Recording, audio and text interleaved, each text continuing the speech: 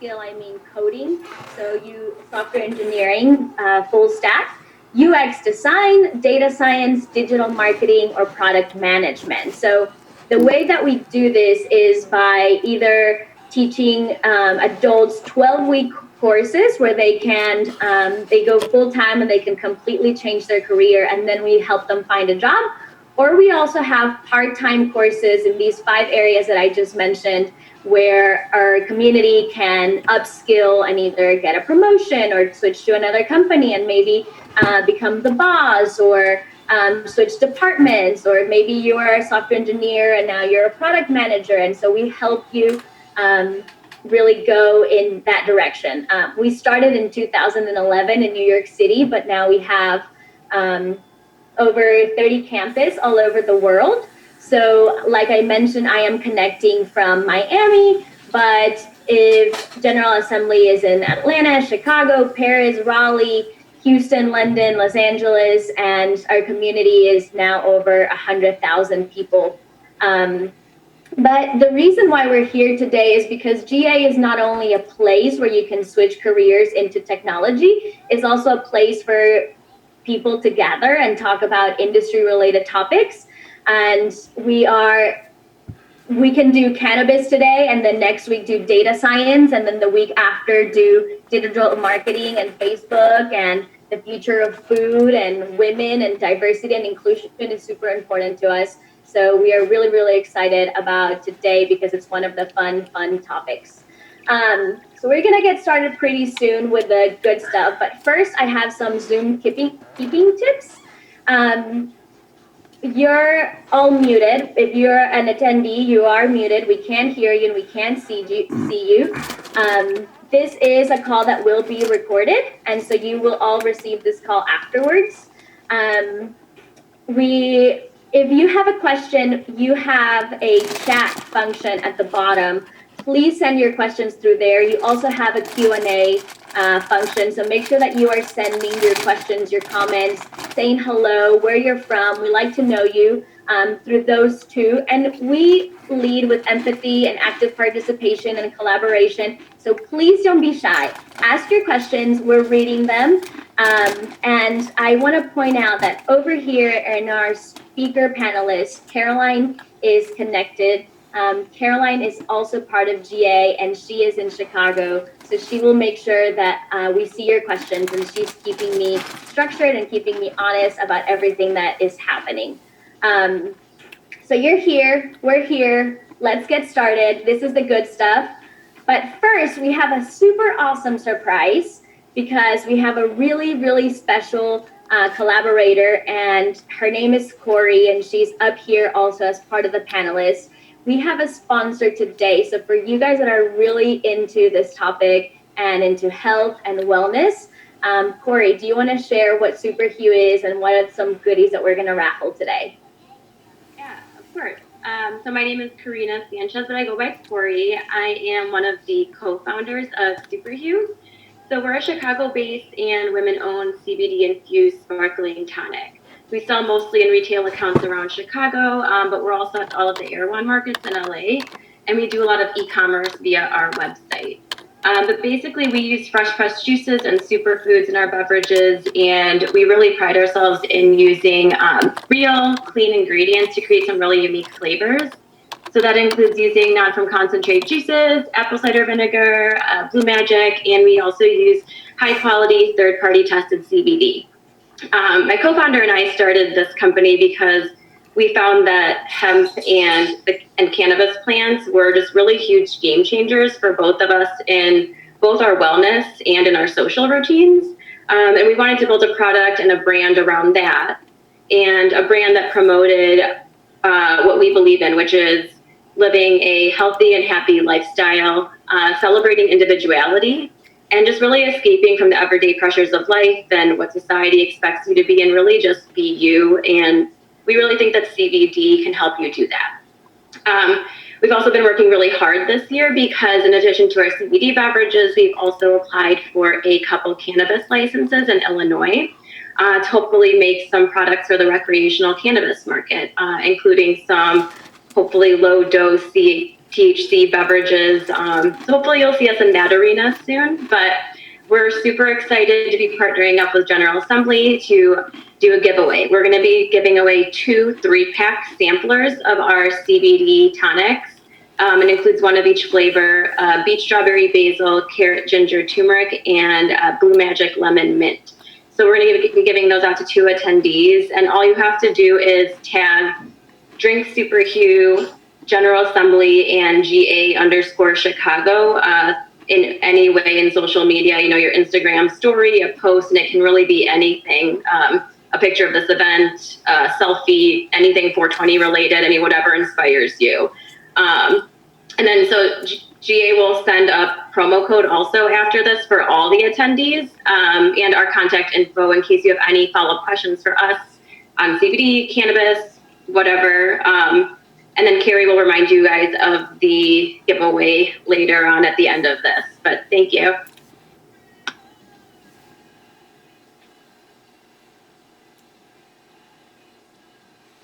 So I will continue to remind you about Superhue and the wonderful giveaway that they are doing. So tag us, that's it. Follow our social media, follow Superhue. But yes, all of you will receive a code afterwards. And they do ship all over the United States.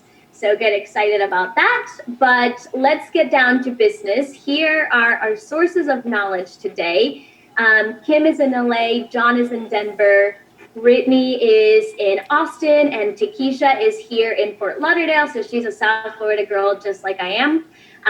And let's get the conversation going. So I'm going to start by asking John to introduce yourself and let us know what you do, because we know that CBD and cannabis is all different and you guys all have different roles. So I know we have AI today, social media, dining experiences. So John, let's start with you and tell us your name and what you do.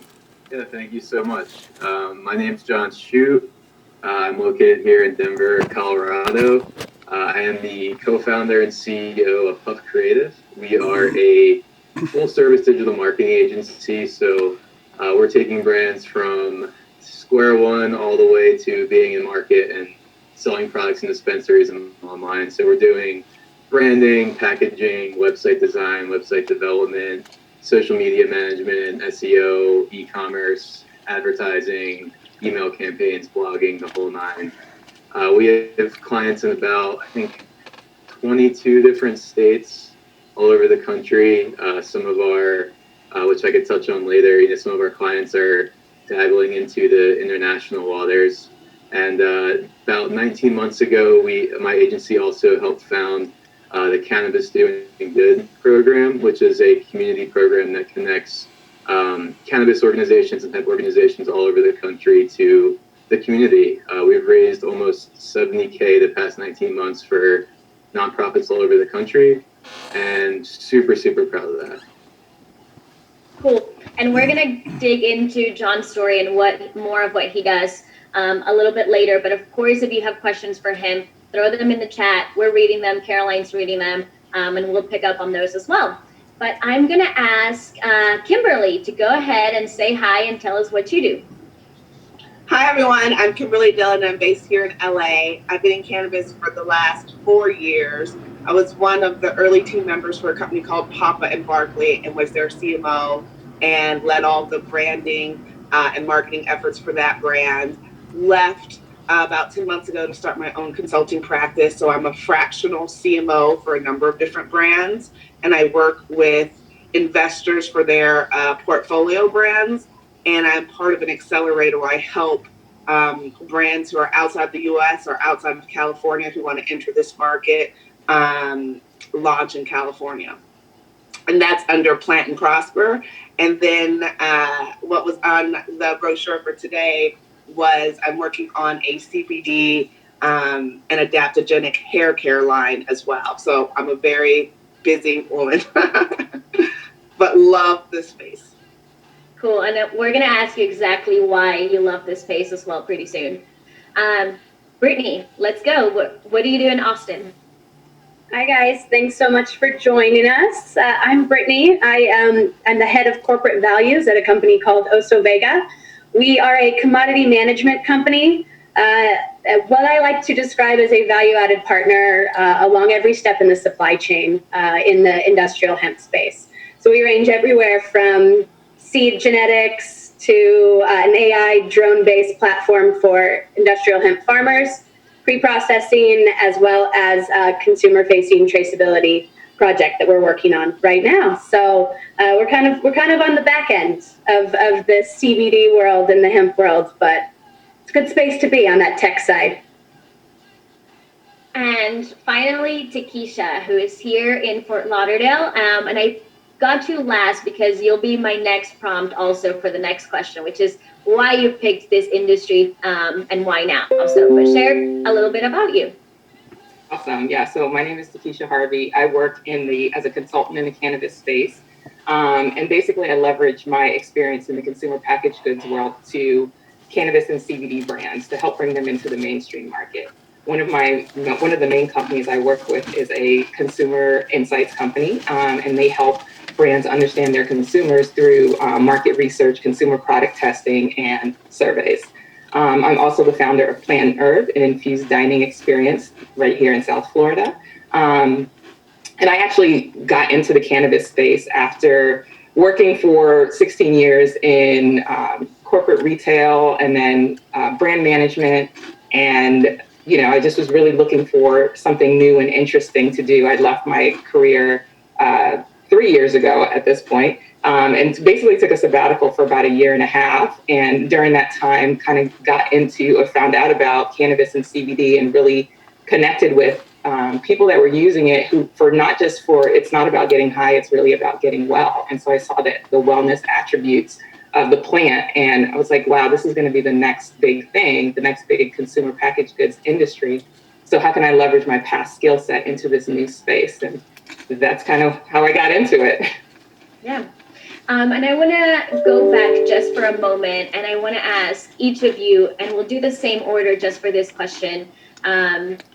What were you doing before you were in this role, and how you made the transition? So how did you enter the industry? And Tanisha, you can start since you've just started a little bit of that journey, and then we'll go Kim, John, and Brittany. Yeah, well, so the first thing was basically I was like, I just put it out there in the universe, like, I want to work in cannabis. So I just literally started talking to people and telling people that, and different people, someone connected me with a former colleague and said, hey, she's working in this space and I think she needs some help. And so that was literally my entry point. Essentially what we both saw coming from traditional consumer packaged goods was that the disciplines that we were used to, marketing, consumer research, pricing, assortment, shelving, all of those things were going to be relevant and are relevant in the cannabis and CBD spaces. And it's still in its, I wouldn't quite say infancy, but it is, still growing. And so we saw the opportunity to apply that discipline and that regimen to this space. And literally that's how I got my in. I also was I work out of a co-working space here, General Provision in Fort Lauderdale. And there was a CBD company that was working out of that space temporarily, and I connected with them as well. And that was additionally how I further got into the industry. Cool. And Kim, you're next, but we do have a very specific question in the chat from Maui Francis. I hope I'm saying that right.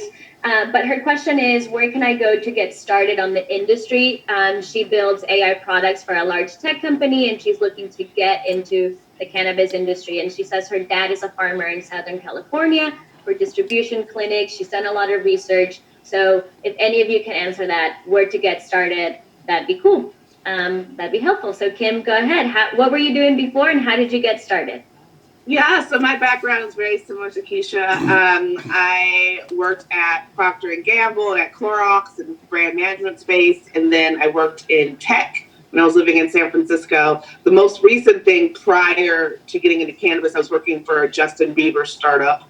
So we were doing all these crazy things in Instagram Live that didn't make sense 5 years ago, but would make perfect sense during quarantine, because it was basically virtual DJing with your favorite stars, but we were just 5 years too early, I guess.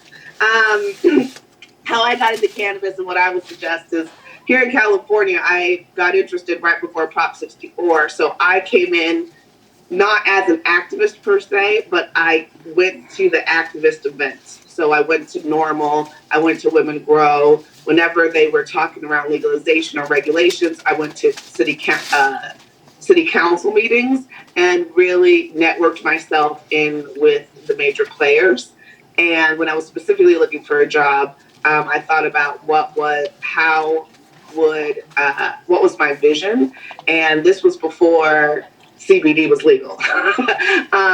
So it was a very drastic difference in the sense of like I was going to like dab sessions and very smoky underground rooms. And so I specifically was like, I think a topical business would be the better way for be a smoother transition versus a more rec flower brand to start.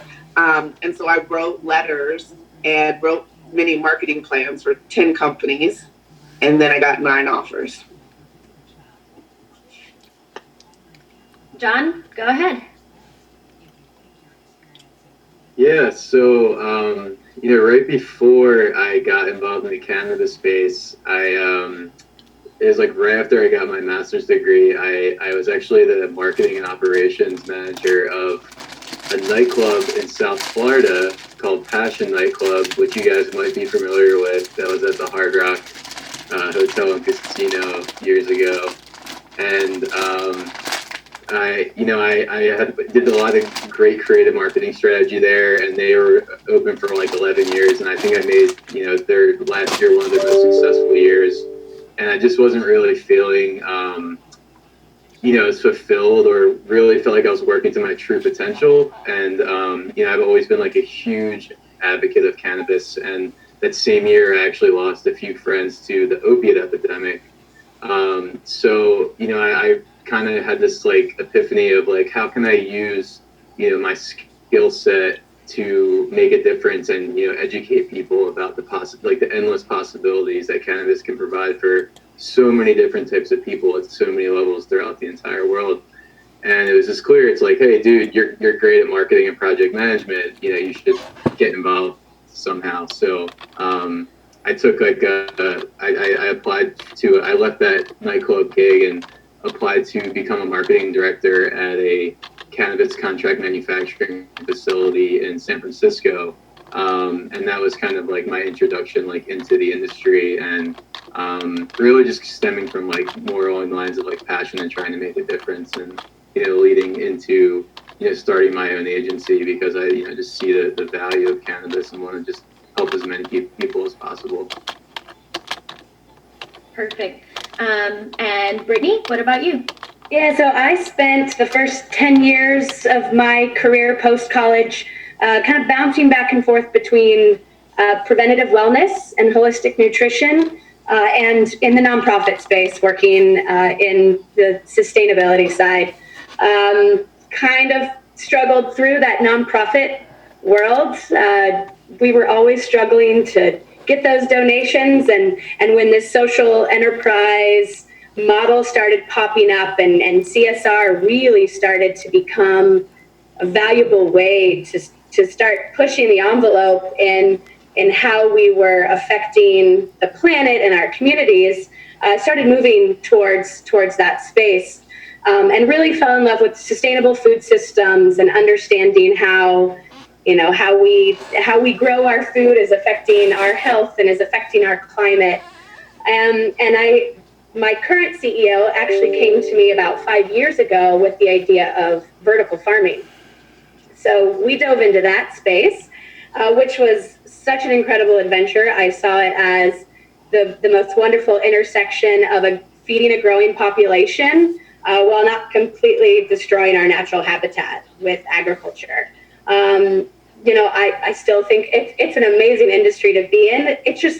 There's a long way to go to get that to where we need it to get to. So my CEO at the time actually said, hey, how about hemp? We should switch into this. Agriculture has long been kind of the latest to adopt into this kind of tech efficiency space. And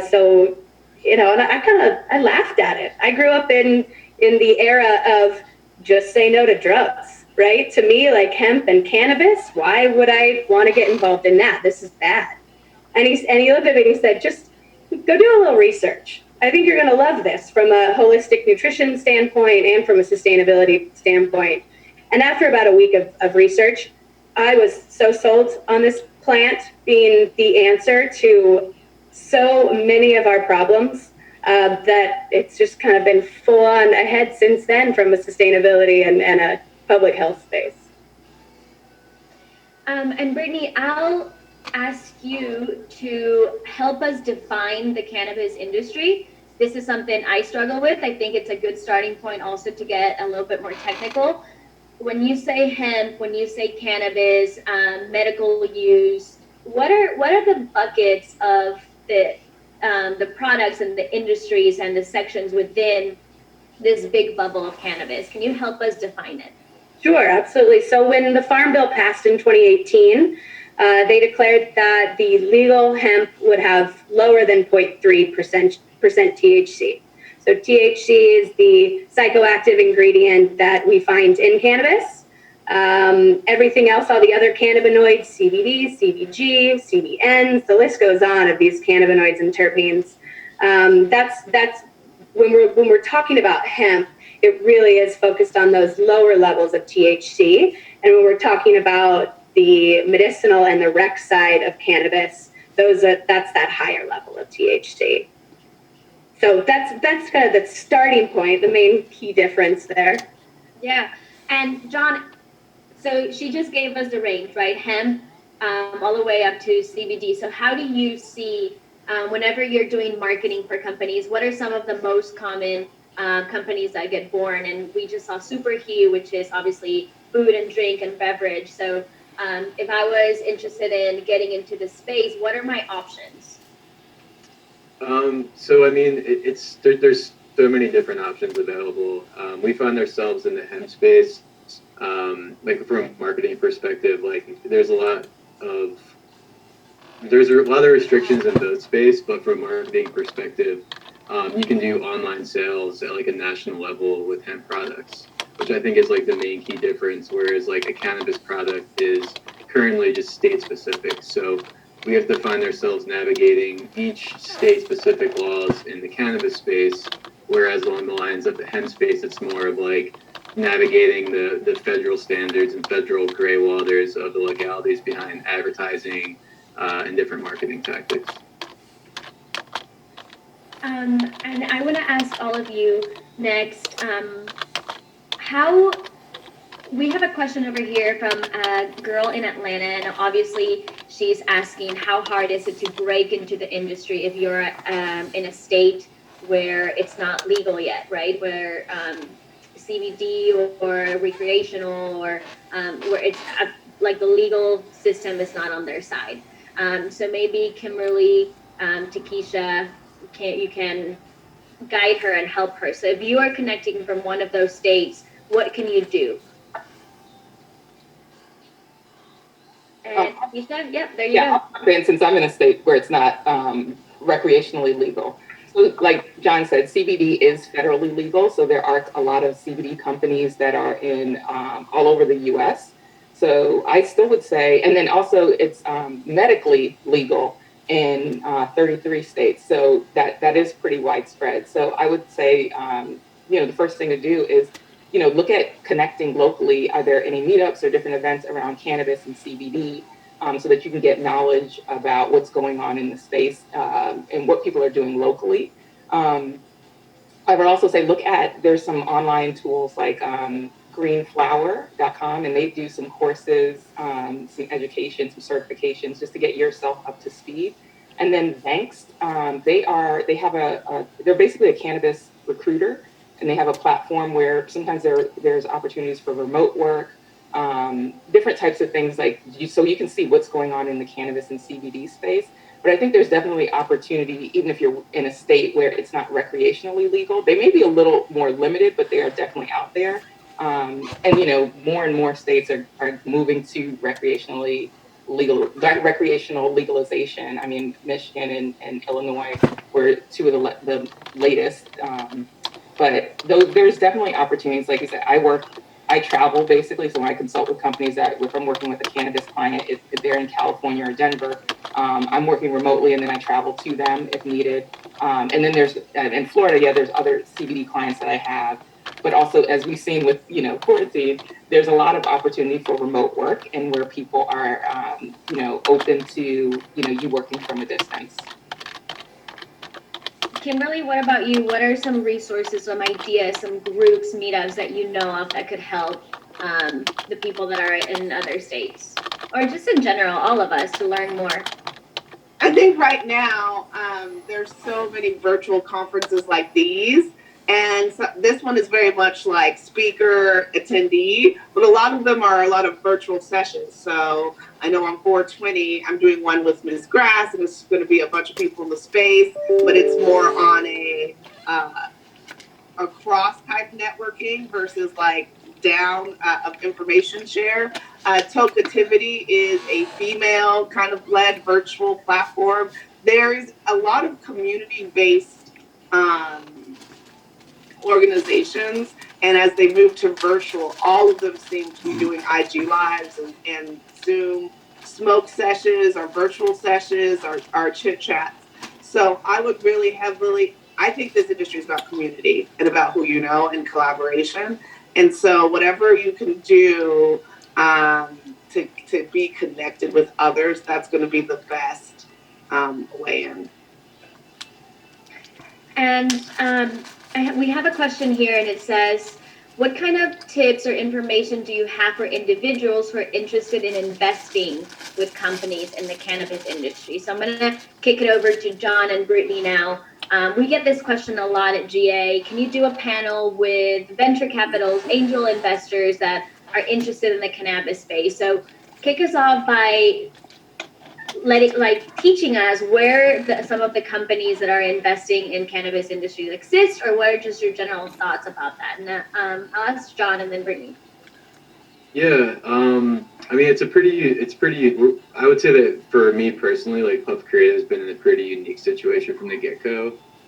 Being like a marketing agency and starting small, we haven't really had to do much fundraising or anything, but now that we're at a point where we're trying to scale and things are really, really ramping up, we're actually looking more towards the lines of doing some similar crowdfunding, which people do outside of the cannabis space as well. There is a lot of different programs that are offered specific to cannabis and CBD that are out there. I know one agency in Canada actually called Plexus Media, who we've done some projects with.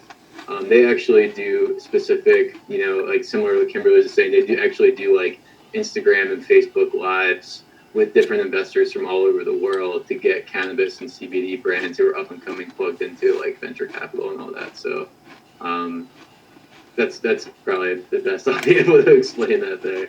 Yeah. And Brittany, what about you, especially since you're more in the tech space, and I know that usually requires a larger conversation about capital dollar, investment dollars? Yeah, it's a hard one because a lot of the components of getting into the hemp space do require quite a bit of capital up front. If you're looking, down in the early stages of supply chain, starting that farm, seeds are expensive to grow hemp, right? They're much more expensive than your normal seed is, and setting up an extraction facility, this can be millions of dollars. So there is a lot of need for large-scale investment dollars into the big infrastructure for this space, especially if we're looking into using hemp for fiber and plastics and the 50,000 uses of hemp. We are going to need some bigger investments, but I think that there's a lot of opportunity on a smaller scale when you're talking about a retail brand, right? When you're talking about starting a product line. I mean, there's so many incredible stories about locally in Austin and all over. I speak, with, hey, it was just me and a friend, and we're passionate about this product, and we started small and slowly ramping up and pulled in friends and family. And I think if you're looking from a smaller scale investment standpoint, that's a really great way to go about it. And there are also some farms out there that are actually bringing in small scale investments, $250,000, to essentially buy a plot of land to grow that hemp, contract farming. So there are some really cool opportunities. You just got to dig in a little bit. But yeah. Just to piggyback off what Brittany's saying too, you know, there's a lot of different like roadblocks and challenges facing the hemp and cannabis industry compared to any other industry in the world. So I think it really is good for brands and organizations to really look into getting investment up front and actually doing a ton of financial planning, because you know things could be going really, really good for you, and you just got this new packaging, and then all of a sudden the state completely changes the child resistant law, and then you just wasted $40,000 on new packaging, and you have to restructure all of your finances and possibly take a loss. So just being prepared for things like that is like super important in this industry, because you're never going to face any more roadblocks in any other industry in the world, I would say.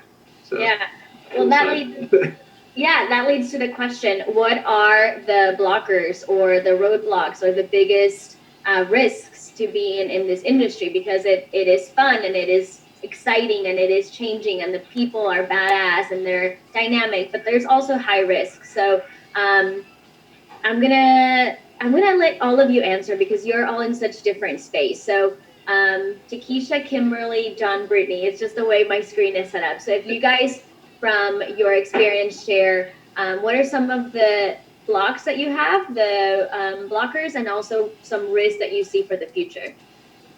Yeah, so you know, and like I said, I've been in the industry for about 1.5 years. So John, Kimberly will have a lot more data points on this, and I'm also not in I'm consulting, so I'm in a non-plant touching aspect of the industry.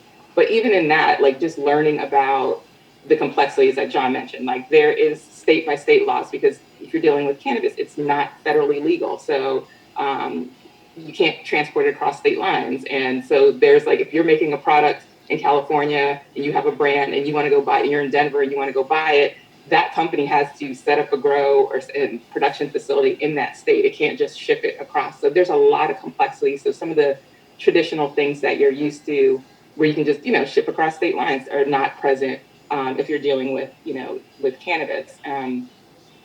Also, I just think the laws are constantly changing. And I think from a consumer perspective, which I focus on the consumer, like there's so much misinformation out there. So education is so important. And what you're able to even communicate to the consumer is very limited too. So getting into this industry is like, you're taking a step back in terms of just getting educated. You have to be educated on laws, what's legal, what's not, different. And these things are always constantly evolving and changing. So like you said, as the industry is fun and dynamic, but it is also complex. So it's a challenge, but the rewards are definitely paying off. Kim, go ahead. And we have a question that says, how do you keep up with the ever-changing industry? So if you also have resources, feel free to type them in the chat. We've got a really lively chat and they're asking for it. So Kim, go ahead. So I'm going to answer a bunch of different questions. As it relates to investment dollars, I think one of the best organizations at the seed stage among family offices and individual investors is ArcView. ArcView brings together a number of angel investors and VC groups, and everyone kind of hangs out there. And what my pro tip would be, hopefully no one from ArcView is on this call, but like I found you can just be kind of like in the hotel lobby or like generally around the space and also interact with all the investors without necessarily being in the actual conference. And it's a good place because everyone's just sort of there. It's like how they get reunited with each other. So, they're all in one spot.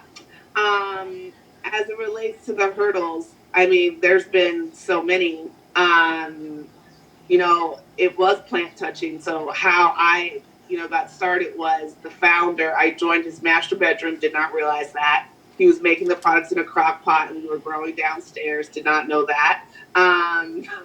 And we were making like a few $1,000s to start. And then like quickly, like once the marketing got in place and right time, right place, we were starting to make millions of dollars without a bank account, and the cash was everywhere. So I would say one of the hurdles was banking, and we lost thousands and thousands of dollars, not because of fees, but like we literally just would lose it. The shipping was an issue. Testing was a real challenge. I think that for me in an operational role, the testing and packaging was the biggest challenge. Lost lots of money on packaging. Lots of packaging comes internationally. So you're sending off your final artwork usually 90 to 120 days before, but the rules couldn't change. And so it's very real that that story of like you spend 80,000 and then you realize the rules change. I would always laugh and call it sticker gate. If there's something with a new rule, I put it on a sticker. You will not get any permanent information from me on like a packaging until I really know it's a rule. And then I would say what's a current issue is like with the SBA and disaster relief loans. Those are available for hemp brands because that's a federally legal industry. Cannabis is not. So cannabis, even though like here in California it was deemed essential, you don't have access to bankruptcy. You don't have access to any types of loans from the SBA, et cetera. So you always have to remember like what is dictated by the state and what's dictated on a federal level, and that does create a lot of hurdles. John, go ahead. And then I want to go back to the banking and shipping questions as well, because I think those are really important to cover. John? Yeah, just from like just to kind of chime in with the marketing kind of side of things, kind of what I was talking about earlier. There's a lot of risk marketing wise. Like I said, like each state has their own rules and regulations, not only on the sides of packaging and all of that jazz and compliance with the grows, but also the way you can market the products. For example, there's like a weird law in Massachusetts where I think it's going to be changed hopefully, but you can market a brand and like digitally, but you can't print like any type of swag or any type of hat or like anything that has your brand or dispensary on it there, which I thought was like pretty unique. When it comes to like advertising, you're very, very limited as a cannabis brand in particular right now. If you post like consumption or make any type of particular health claims and someone reports your profile, now you're at risk of getting, your Facebook or Instagram or social media profiles shut down, which are like key ingredients to successful cannabis brands in 2020. From the hemp side of things, we're also, you see, I'm sure everyone is seeing, CBD and hemp ads going through, and, learning the changes and opportunities available with those are great that those rules are changing, but still, you're putting your ad accounts and stuff at risk of potentially getting flagged as well. So for us, we're constantly navigating the different rules and regulations by state and also at the federal level with the hemp side of things. So one really, really great resource that we use is this organization called the Cannabis Marketing Association. My friend Lisa Buffo runs that, and they're a great, great resource. If we ever get a client in the state we haven't been in or have any like regulatory questions around advertising that we're trying to navigate, we just directly contact them and they help us out a lot. Yeah. A lot of it's just kind of learning as we're going to and doing a ton of experiments to figure out what's allowed and what's not. So it's a huge learning curve, I think, for everyone. And John, there's a specific question that says, what about samples for media and influencers? How do you do PR for cannabis brands if there is no legal way to send samples? So maybe you can give some ideas from past campaigns or projects or your clients that you've done. Yeah, for sure. Well, so for the cannabis side of things, how we obtain products is they have to go through the metric systems still. So we'll go to a dispensary and we have to at least pay some type of stipend for a product at a dispensary before we can actually market it out in like in the field, I guess you would say. So I usually go in and I pay a penny and I'll get some products, which is an option. We also do like lifestyle and shoots with not even the product itself. We'll just use like the packaging or something like inside of the packaging instead of the actual product. And same thing for like the influencer side of things. Like we usually handle all of the legal side of like picking things up at a dispensary, or if it's a hemp client, like we'll handle all of the exchange and communication with the CBD client and get it shipped to us first to avoid just like any issues. And Brittany, last question about barriers of entry or struggles, or for the future that you see in your industry, in your side of the game. Yeah, absolutely. So I think that one of the biggest issues we have right now is the lack of research that exists in this space. We didn't even realize that we had an endocannabinoid system until the 90s, which is insane to me, right? I was pre-med in 2007, and I never once learned about the endocannabinoid system. They know about it, they just haven't been teaching it. So the education and the research around how our endocannabinoid system actually functions, how it functions with these phytocannabinoids, the effects long term, the effects of, I just saw a question about CBD and THC during pregnancy. I think we all believe that as a natural supplement that this is benefiting us in every way, but the reality is, if we want to be taken seriously as a nutraceutical, we have, like, the research dollars have got to be poured into some long-term effects of what's going on. So I think that's a huge hurdle, and it's unfortunate that we've just been restricted for so long, and we'll continue to see restrictions with THC testing, and I think that's a real shame, especially when we can go up against the pharmaceutical industry and some of these addictions to the opioids. And so anyways, I think if more and more dollars get poured into research, we'll see a lot of improvement alongside the education of the benefits of this crop. I honestly couldn't agree with that statement more right there. It's, if you just look at some of the bigger, even I know Kimberly used to do some work with Papa and Barkley. Like, if you look at testimonials and some of the stories behind how cannabis has helped people all over the world, like, it's absolutely amazing what cannabinoids, terpenes, and the entourage effect can do for people, whether it's pain, anxiety, sleep, all of these things that for some reason people tend to be taking some type of pharmaceutical aid for. I totally agree with you, Brittany. I think that research and education, I think, are the two most important things for how the future of this industry is going to be. So let me just ask you, what are some of your own efforts that you're doing in educating the public about benefits and educating about your product? So how do you, are you guys part of any initiatives to educate the public on the benefits? Like, how are you, or what are some organizations that are doing a great job? Anybody can talk. I can start if you guys don't mind. So one thing that's really cool that I've been doing lately is I've been speaking at Denver University. They offer like a marijuana business program. So I think that starting the education process on the possibilities of not only the plant but the opportunity in the industry is really good to catch them, even in high school to college. Kind of starting back to earlier in the conversation, all of us when we were growing up have been taught that cannabis is part of the DARE program. It's right up there with any other illicit drug, which all of us know that is not the case. So I think teaching the youth and being part of those types of programs are huge. As I mentioned earlier too, I'm also part of this Cannabis Doing Good program. We do events all over the country that connect the cannabis and hemp communities to nonprofits in the space.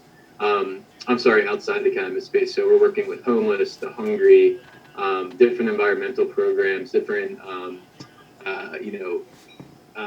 disease programs, and all the above. And one way that we're really educating the general public is through this campaign that we recently did. If you actually go to cannabisdoinggood.com to our campaign section, we interviewed about 60 different individuals from all different types of backgrounds, all different types of ages, and they each told their cannabis doing good story on how either cannabis and hemp have changed their lives for the better, or they're utilizing the cannabis space and their power in the space to make a difference in the community. So we've had people talking about how it's helped them overcome addiction. We had a pastor come in and tell him how he used cannabis money to feed and stock the food shelves of the church. We've had people come in and say that they've literally, like, cannabis has literally saved their life and stopped them from, overcoming different mental health awareness. So I think that for me, like, being a part of that program is like, I love the marketing side of things, and it's great because marketing fuels the fire of, digital and everything, and especially at a time like 2020, especially during a time like we're all experiencing right now. But that community effort and educating people on that every single person is different, every single person can utilize the plant in their own special way. It's really, really cool to be a part of. So if you guys have time, definitely check that out. I'll put the link in this chat here for everyone to check out, actually. I would add that, the company I work with, Aclara Research, the founder basically started the company after attending patient support groups for medical marijuana, and saw that, people were using this for health reasons, as an option outside of prescription opioids. She found that 66% of people who switched to cannabis found it more effective, and they reduced their use of prescription opioids. So it is bigger than just, getting high, and changing the stereotype around it and what it actually does. And there's so many different strains, even from a medical standpoint. There's a company called Tikkun Olam out of Israel, which was the doctor who founded the endocannabinoid program. The work that they're doing, they have strains where they are developing that are proprietary, where they have reduced the THC levels, so you're not getting as high, but you're getting all the benefit of the plant. So I think education is really key. I was reading a report by BDS Analytics where they said 56% of people still don't know the difference between THC and CBD, and 60% of people are still confused about the impact of CBD. Like, am I going to get high? Is this going to show up on a drug test? So there's still a lot of misinformation out there. And part of what, even just, I think each of us in ourselves, after trying the product, have become, evangelists for it and educating people. I mean, my dad, who's like 76 and has like fibromyalgia, is like, maybe I need to get a medical marijuana card, because he's like, it's too many prescription drugs. And he's like, all the interactions. And he's like, I think, going back to a plant seems like a better option. So I think it's on all of us as we to evangelize and change the negative stereotype of, who's using it, how they're using it, and why they're using it, because it really does have some beneficial effects, and that's going to help propel, and change people's minds, which will result in, further legalization and expansion of the industry. Brittany or Kim, any thoughts? We have tons of questions, so get ready. It's just getting good.